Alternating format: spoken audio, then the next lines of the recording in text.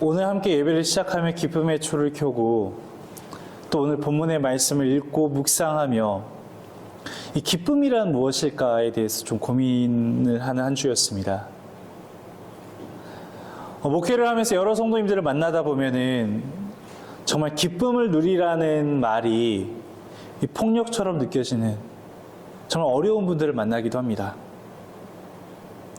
여러 삶의 무게가 있는 분들에게 그래도 기뻐하셔야죠 라고 말하는 게 쉽지 않을 때가 있습니다.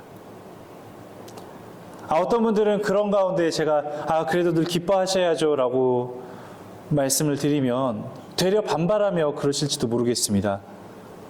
목사님은 뭐 삶이 편한가 봅니다. 삶이 퍽퍽한데 참 여유로운 소리 하십니다. 대체 뭘 기뻐하라는 겁니까?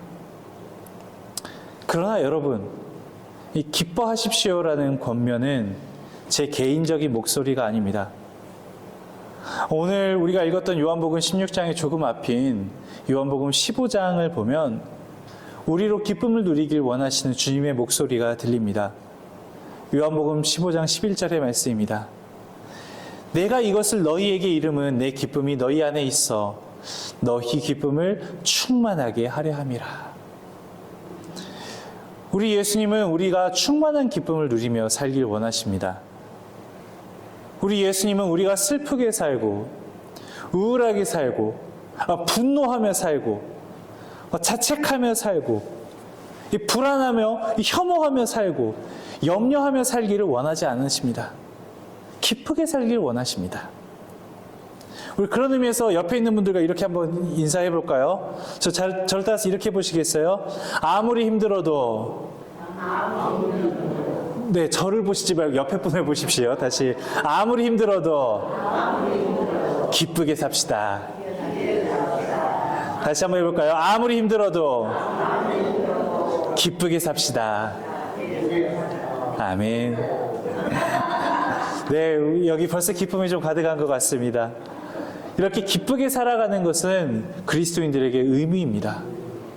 여러분들 잘 아시는 데살로니가전서 5장 16절에서 18절에 보면은 그리스도의 신앙생활에 관한 이 세 가지 큰 원칙이 나오는데 항상 기뻐하라, 쉬지 말고 기도하라, 범사에 감사하라.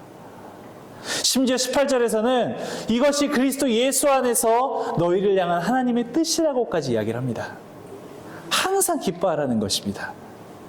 그러니까 환경과 상황에 따라서 기뻐하다가 슬퍼하다가 우울하다가가 아니라 항상 기뻐하라는 거죠. 그런데 늘상 기뻐하는 게 과연 쉽기만 하겠습니까? 여러분들이 잘 아시는 것처럼 방금 이 기뻐하라는 이 편지를 데살로니가 교회에게 편지를 썼던 이 사도 바울은 그의 일생을 통해서 기쁨보다는 오히려 이 고통이나 고뇌를 더 많이 체험했던 이였습니다. 그러나 로마 옥중에서 죄수의 몸으로도 고통 속에서 기뻐하라고 감사하라고 합니다. 또한 그는 불치의 병을 갖고 있기도 했습니다. 이 고린도후서 12장 7절부터 9절까지를 보면요, 이 내 육체의 가시 곧 사탄의 사자를 주셨으니 이는 나를 쳐서 너무 자만하지 않게 하려 함이라. 이것이 내게서 떠나가게 하기 위하여 내가 주께 간구하였더니, 그러니까 하나님 내게 이 병 좀 없애주세요 하면서 정말 간절히 한 3번이나 매달렸다는 것입니다. 그런데 결과가 뭐죠? 나에게 이르시기를 내 은혜가 내게 족하도다. 이는 내 능력이 약한 데서 온전하여 짐이라 하신지라. 그러니까 즉 하나님이 거절하셨다는 거예요. 그런데 바울의 반응을 보세요. 그러므로 도리어 크게 기뻐함으로 나의 여러 약한 것들에 대하여 자랑하리니 이는 그리스도의 능력이 내게 머물게 하려 함이라. 그가 이런 고백을 할 수 있었던 것은 이 기독교의 기쁨이나 감사의 가치관은 이 세상의 그것과는 조금 다르기 때문입니다. 세상에서는 어떨 때 기뻐할까요? 자, 이렇게 뭘 할 때 세상에서 기뻐할까라고 고민을 해봤더니 고민 중에 갑자기 머리에 스쳐가는 광고 문구가 하나 있었습니다. 이 현대카드라는 회사에서 만들었던 광고 노래 중에 하나인데요. 네, 아마 이 광고 보셨을 거예요. 아버지는 말하셨지 인생을 즐겨라 하면서 카드 쓰면서 여행 다니라는 그 광고였어요. 그래서일까요? 우리가 언뜻 느끼는 이 행복의 기준도 이 인생을 즐겨야 되는 이런 즐거움에 있는 것 같습니다. 뭔가 즐거움은 곧 행복이라는 등식이 가능한 것처럼 느껴집니다. 사실 요즘 나온 개념만은 아닙니다. 이 히랍의 철학자 이 아리스토텔레스는 이 행복을 최고선이라고 이야기를 하기도 하고요. 이 에피쿠리안 학파의 이 에피쿠로스 감각적 육체적 쾌락이 오직 인생의 진리요 참 기쁨이라고 이야기하던 철학자들도 있었습니다. 만약 이런 논리가 그대로 전개된다면 뭐 사랑도 우정도 뭐 행복을 위한 하나의 기교 테크닉에 불과하지 않겠습니까? 그런데 여러분 정말 그렇습니까? 이런 주장에는 참 사랑이 존재하느냐 존재하지 않느냐가 문제가 되지 않고 이 고마움이나 감사가 있을 수 없고 어떤 방법을 써서라도 지금 내가 당장 즐거울 수 있느냐 이게 궁극의 목적이 될 수밖에 없습니다. 그런데 기독교에서 이야기하는 기쁨이 과연 그런 기쁨인가요? 그리고 여러분들 지금까지 살아오면서 늘 그런 곳에서만 기쁨을 느끼셨나요? 여기 마침 계신 분들 다 이렇게 자녀분들이 계시니까 더 이해가 쉽겠습니다만 전 저희 딸아이만 봐도 그렇지 않다는 걸 느끼기도 합니다.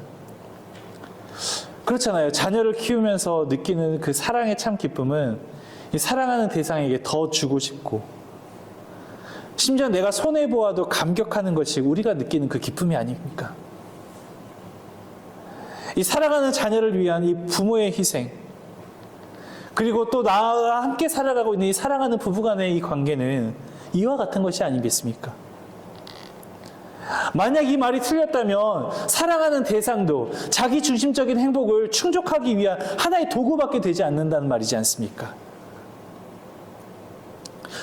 물론 이 말을 부정하기가 좀 어려워지는 게 점점 세상이 그렇게 변해가는 것 같긴 합니다.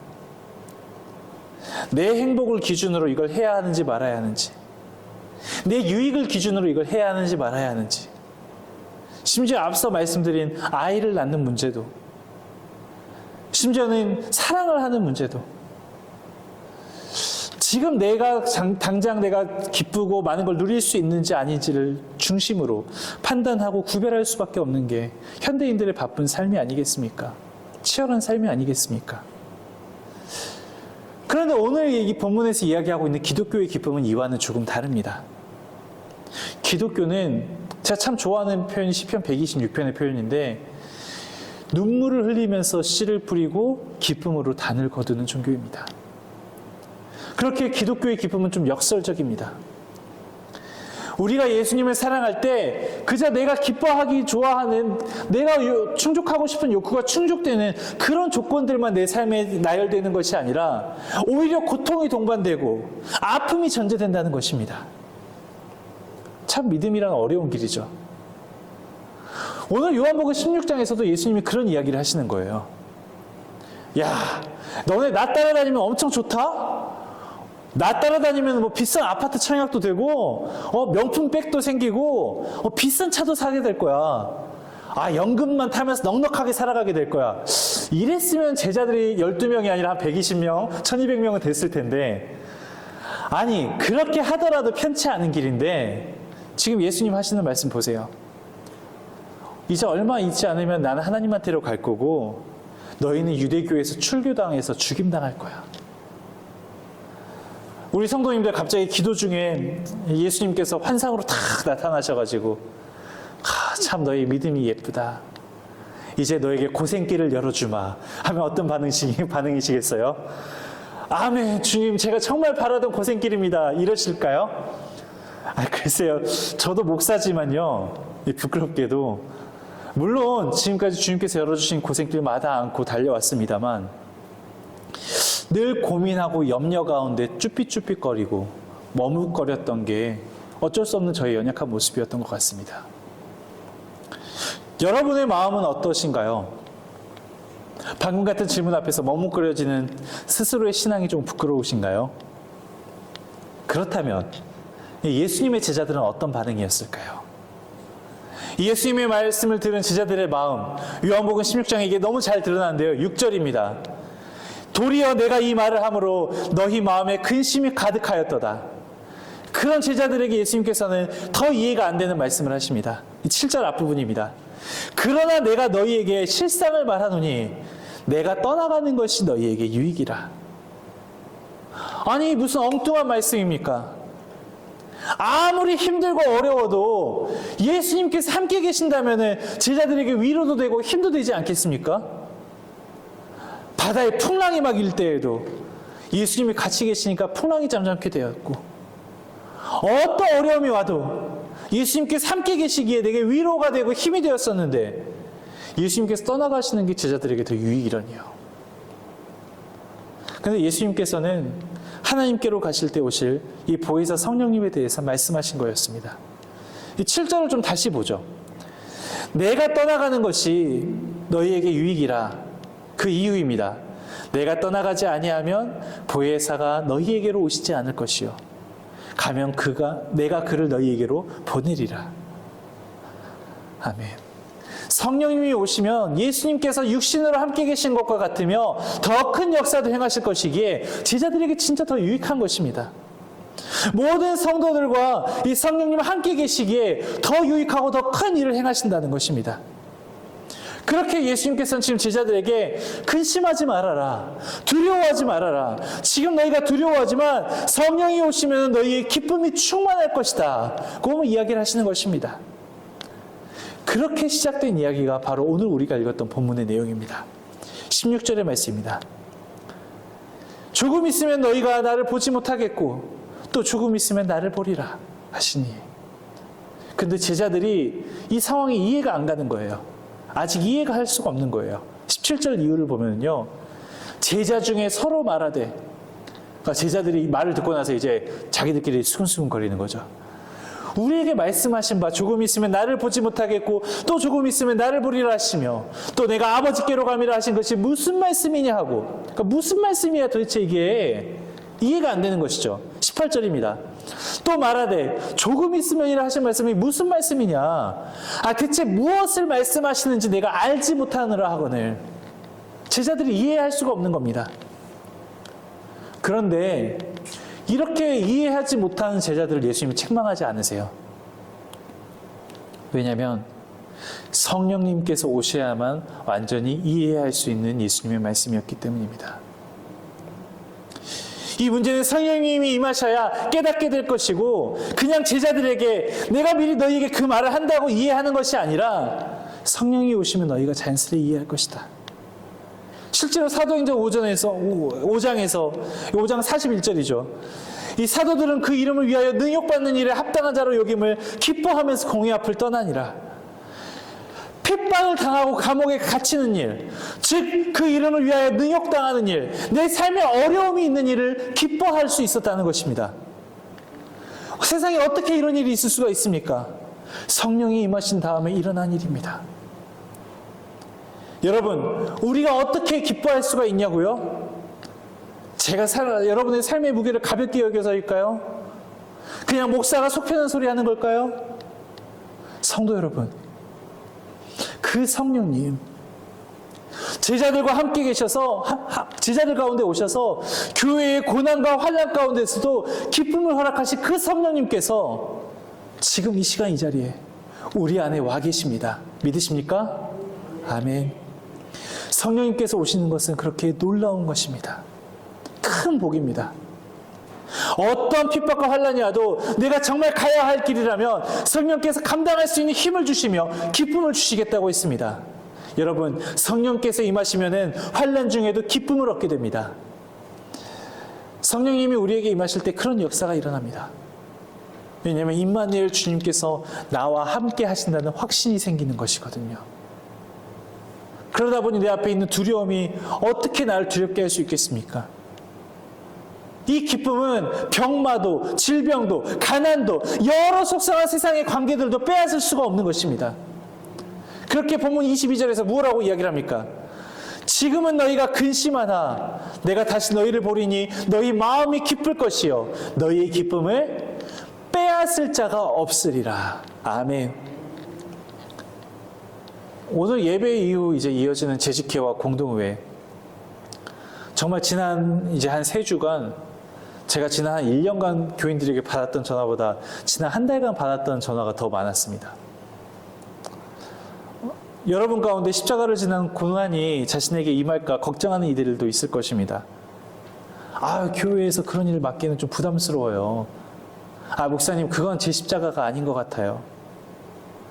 목사님, 제가 십자가를 안 진다는 것도 아니잖아요. 좀 다른 걸로 바꿔주시면 안 될까요? 목사님, 그건 제가 다음에 할게요. 그리고 어떤 분들은 제가 뭐라 답하기도 전에 혼자 결정을 내리시고는 목사님, 왜 제 믿음이 이거밖에 안 될까요? 라고 상심하기도 하십니다. 그런데 여러분, 상심하지 마십시오. 그리고 또한 걱정하지도 마십시오. 새로운 2024년 여러분 앞에 찾아온 새 사명 앞에서 우리가 변할 것입니다. 오늘 우리가 읽은 성경의 말씀처럼 우리 앞에 다가온 일들이, 이 사역들이, 혹은 내 삶의 여러 문제와 걱정, 근심의 제목들이 가벼워서가 아니라요, 오늘 성령의 역사가 우리를 하여금 그 문제들을 기쁨으로 감당할 수 있도록 능력을 더하시기 때문입니다. 아멘. 그렇게 예수님을 따르는 모든 이들에게 성령이 찾아옵니다. 그리고 성령을 체험하고 나면 누구나 기쁨의 사람으로 변화됩니다. 우리가 성령을 받는다고 하는 말은 관념적으로 그냥 이런 분이 하나님이야 라고 믿고 있던 그 하나님을 체험적으로 경험한다는 말입니다. 그러면 모든 것이 달라집니다. 어떤 때는 내가 하나님에 대해서 굉장히 쉽게 말하기도 하고, 신앙을 갖고 있다지만 내가 함부로 신앙을 갖고 있지 않은 이처럼 행동하기도 하고, 함부로 불평하기도 하고, 내 입이 믿지 않는 자와 다를 바 없이 행하기도 하지만, 하나님을 경험하고 나면은 전적인 변화가 찾아옵니다. 사도 바울을 이야기했었지만 사도 바울 어떻습니까? 예수님을 핍박하다가 살아계신 하나님을 빛 가운데 만나고서는 그 자리에서 고꾸라집니다. 성령의 역사를 조금만 체험해도 원망과 불평, 미움과 적대의 자리에 기쁨과 감사가 넘쳐나게 됩니다. 내 생각과 내 계산으로 용서할 수 없는 사람을 용서하고 사랑할 수 있게 되는 그 기적과도 같은 일, 바로 성령의 역사라는 것입니다. 그렇게 사도 바울이 적은 데살로니가전서 5장 16절, 항상 기뻐하라는 말씀, 일반적인 경험으로는 받아들이기 어려운 명령입니다. 어떻게 함께 항상 기뻐할 수 있겠습니까? 그런데 이 말씀이 아무에게나 주어진 말씀이 아닙니다.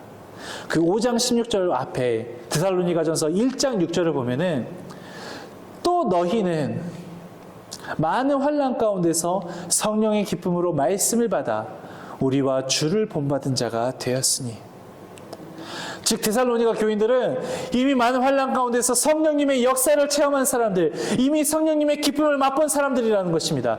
그렇기에 오늘 사도 바울이 항상 기뻐하라고 이야기를 하는 것입니다.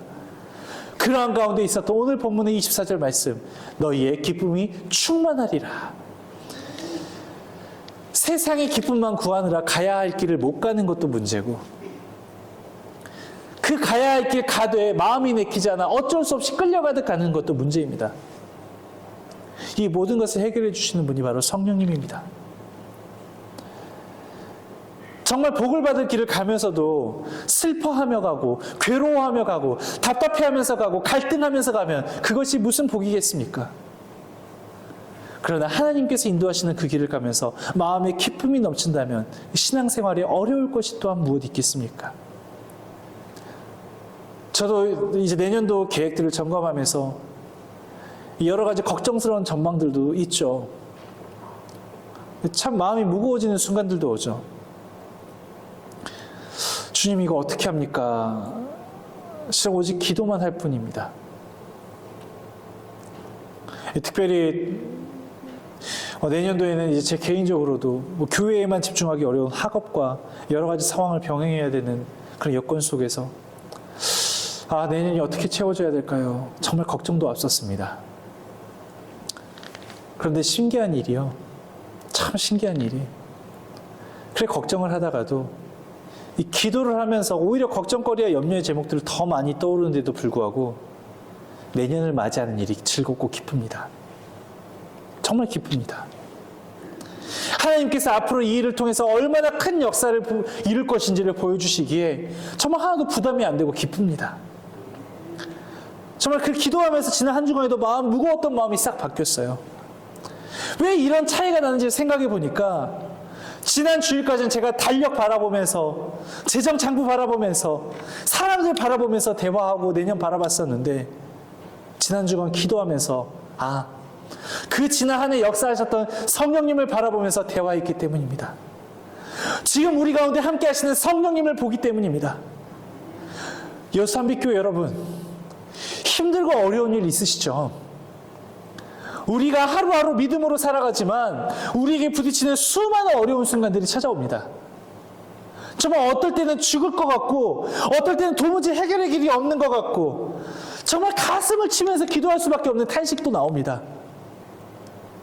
그때 성령님을 의지하십시오. 성령님의 역사의 결과가 기쁨으로 찾아올 것입니다. 아무리 생각해도 그런 기쁨이 찾아오지 않으신가요? 어떤 처지에서도 기뻐하는 은혜를 달라고 기도하시길 바랍니다. 오늘 본문 24절은 이렇게 끝이 맺어집니다. 24절 기쁨이 충만할 텐데 그 앞에 뭐라고 써져 있습니까? 우리가 구하면 그리하면 받으리니. 오늘 이 요한복음 16장 24절의 말씀이 우리 삶에 충만하길 바랍니다. 우리 그러한 마음으로 내 삶에 정말 선포하는 마음으로 우리 이 노란색 글씨 한번 크게 읽어볼까요? 시작! 구하라 그리하면 받으리니 너희 기쁨이 충만하리라. 아멘. 기쁨을 구하는 우리 여수한빛교회 성도들이 되기를 축원합니다. 저도 여러분의 곁에 서서 여러분의 신앙생활이 기쁨 가운데 충만하기를 함께 기도하겠습니다. 기도합시다. 주님, 기쁨보다는 한숨과 탄식이 더 많이 차지하는 우리의 삶 가운데 찾아오시옵소서. 믿음 안에서 성령의 은혜 가운데 기쁨을 찾게 하시고 기쁨의 조건들을 찾기보다 이 믿음으로 기뻐하는 삶이 되게 하옵소서. 그리하여 우리 여수한빛교회 교우들 정말 어두운 세상 살아가고 있지만 세상의 탄식거리 참으로 많지만 그 가운데서 기쁨이 충만한 믿음의 삶을 살아가게 하옵소서. 기쁨의 주 예수 그리스도 이름으로 기도드립니다. 아멘.